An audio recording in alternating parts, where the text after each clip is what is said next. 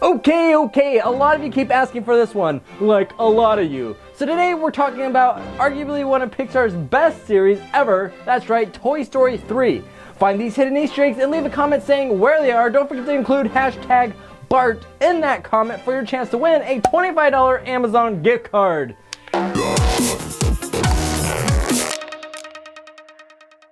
Okay, there are a lot of Easter eggs in this movie, so I'm going to do my best to go in order as to when they showed up in the movie, so I don't forget to mention any of them. In the opening scene, when we find One-Eye Bart robbing a train, if you notice, everyone in Bart's gang has an eye patch. Even the Corvette has a license plate that says One-Eye Bart. Why did they name him One-Eye Bart though? You got a date with Justice, One-Eyed Bart. Well, because that's what Andy named him in the first movie. I'm here to stop you, One-Eyed Bart! And in fact, the entire playtime we see here has hidden references to the very first time we ever saw Andy playing with his toys. Reach for the sky. Reach for the sky. You can't touch me, Sheriff. I brought my attack dog with a built-in force field. Can't touch me, Sheriff. I brought my attack dog with a built-in force field. Well, I brought my dinosaur who eats force field dogs. Well, I brought my dinosaur who eats force field dogs. The train number is also 95, referencing back to the very first Toy Story because we all know that the movie was released in 1995. That's not the only thing though that's special about this train. It was also modeled after Disney's very first train, the Lily Bell. Slinky stair-stepping down the mountain is also probably a reference to Ace Ventura. Isn't it incredible? Everyone loves a Slinky. You gotta get a Slinky, Slinky, Slinky. Does Rex's roar sound familiar? Probably because it's Jurassic Park.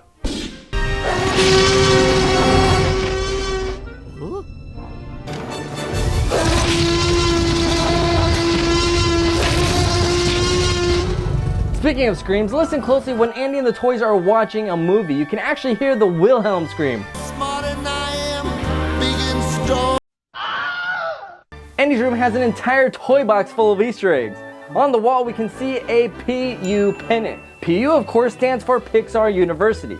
You may remember Lee Unkrich directed Coco, but before that he also directed Toy Story 3. He has a lot of personal Easter eggs in here for himself. An example would be that Lee went to Charging Falls High School when he was a kid, and their mascot is a tiger. And here's a tiger sticker cheering on the team.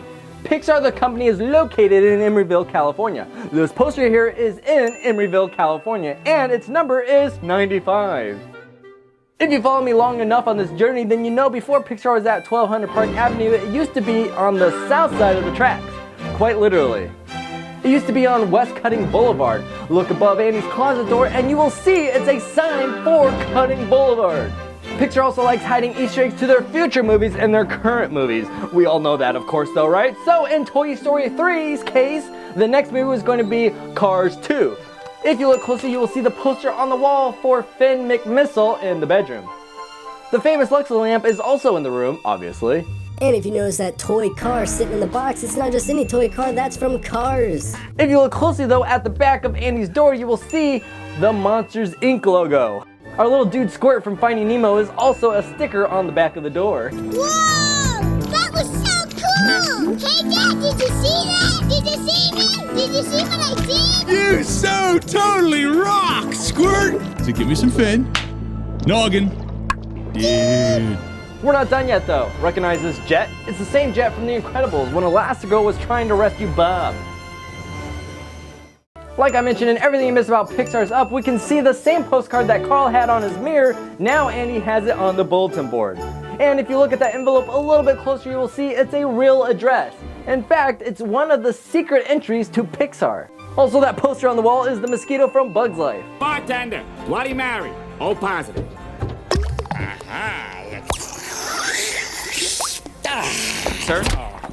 Oh, what's that? You want more Easter eggs? Well, how about this one? There's Nemo on the toy box. Fun little fact, Andy was voiced by the same person in all three Toy Stories, John Morris. Slink, gather everyone up. We are gathered, Woody. In fact, they brought back every original voice for the characters, except Slinky, of course, sadly because he was voiced by Jim Varney, and Jim Varney passed away. If you don't know who Jim Varney is, you might know him better as Ernest.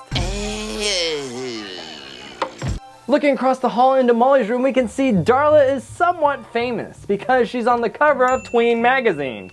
Girl power. Wait a second. What in the world is she gonna teach? How to kill fishes? And now it's time for survey time. Why do you think the Caterpillar Room children are rough with the toys? They're bad kids, they're too young, they don't like toys, or they're angry. Vote now.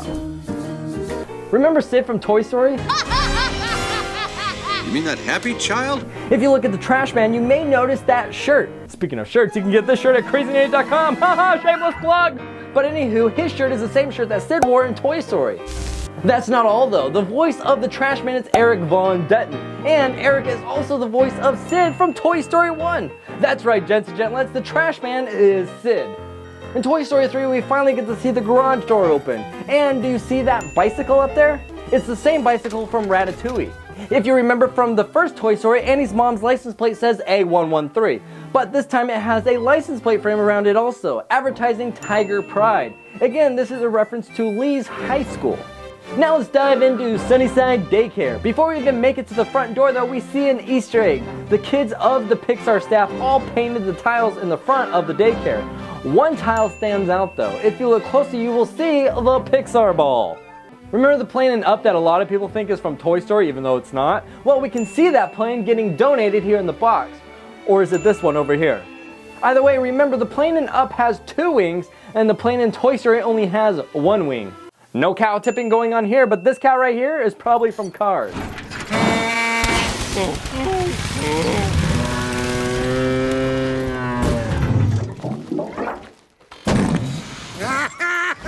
I don't care who you are, that's funny right there. We do get a chance to see Lightning McQueen in a wooden car form with his signature ka-chow lightning bolt.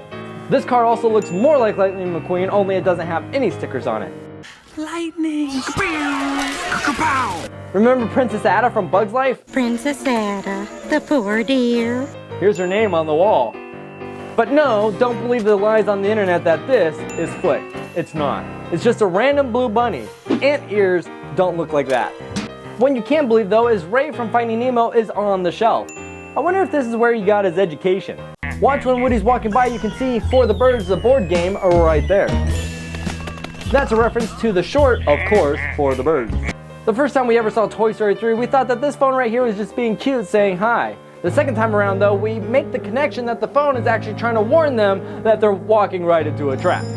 When it finally does get to warn Woody though, look above him and you will see not just a painting, but the actual Luxo Ball. This clock is one of the toys that hid for cover with his friends, but if you look closer though, you might recognize that that's not just a random pile of toys. That's actually the group of toys from Pixar's short 10 Toys.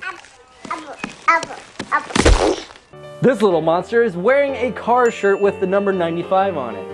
Pixar has a little inside joke in Ken's house, and that's this hat. Why? Because Michael Arndt, who did the screenplay for Toy Story 3, always wears this hat.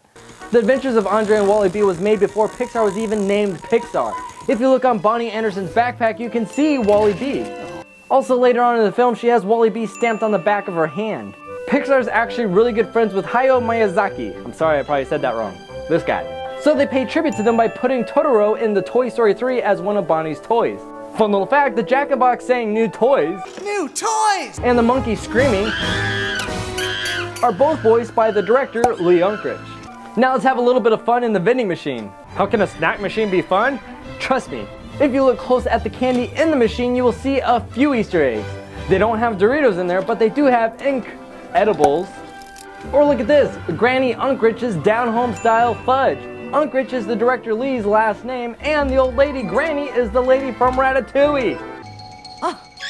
Inside the vending machine, the fun doesn't stop. We see one of the batteries is made by Happy Power. And most batteries have a positive and a negative, but if you're happy, there's no negative. That's right, this battery has 2 positives. Another battery is made by Revolting, which is a company from Cars 2. Now Buzz Lightyear's batteries are made by Large, which is the same company from WALL-E that took over the world and destroyed it. We learned that Ken is actually lacking in the brains category and doesn't even know how to say library. Take him to the library. Barbie, on the other hand, turns out to be really smart. Smarter than me. Authority should derive from the consent of the governed, not from the threat of force. I don't even know what that means. When she takes off her space helmet though, that's actually a reference to Charlie's Angels. One more hidden Easter egg per Lee's request is the lunchbox Buzz grabs onto at the dump to avoid getting shredded by the machine. It was actually his favorite lunchbox as a child, $6 Million Man. We know the Toy Story franchise loves the movie The Shining for some reason, like a lot. So they had to sneak it into this movie too, of course. If you look at the trash truck, you will see the license plate says RN237. RN stands for room number, and 237 obviously is the creepy hotel room you don't ever want to go into. We see 237 show up again when Woody is trying to find his home on the computer. Finally, I say my favorite Easter egg in the movie for last, the Pizza Planet truck. When Lotso and his gang become homeless, we see them hitching a ride on the back of the Pizza Planet truck. Okay, I lied. One more Easter egg. The Pixar Ball can be seen in the sand pit at the end of the movie being used like a beach ball. If I showed you an Easter egg today that you've never seen before, let me know by clicking that like button. Tell me what movie you want to talk about next, and subscribe so you don't miss our next adventure. And remember, most importantly of all, gents and gentlets, share a smile. They are contagious. Hey, share a smile. They're contagious. Can you imagine a day without smiling? Whew, that would be outrageous. Thanks for stopping by and hanging out with Crazy Nate. Make sure to leave a thumbs up if he left you feeling great. Have fun and we'll see you next time. And don't forget to subscribe.